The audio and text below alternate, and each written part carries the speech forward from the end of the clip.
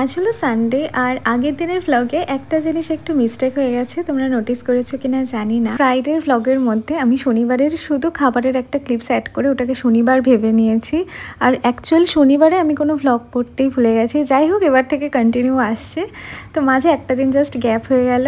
আজকে তো রবিবার মানেই বাড়িতে চিকেন কষা হবেই, আর হয়ে যাওয়ার পরে আমি টেস্ট করবই, তো সেই টেস্টিং পর্বেই বসেছি।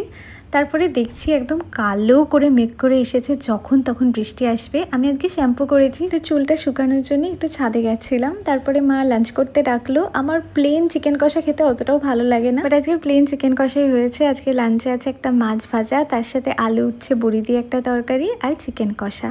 তো খেয়ে উঠে আমরা তিনজনে মিলে এই মুভিটা দেখছিলাম, আর তার সাথে মা একটু লেবু কেটে নিয়ে আসলো, তো সেই লেবুটাই খাচ্ছিলাম।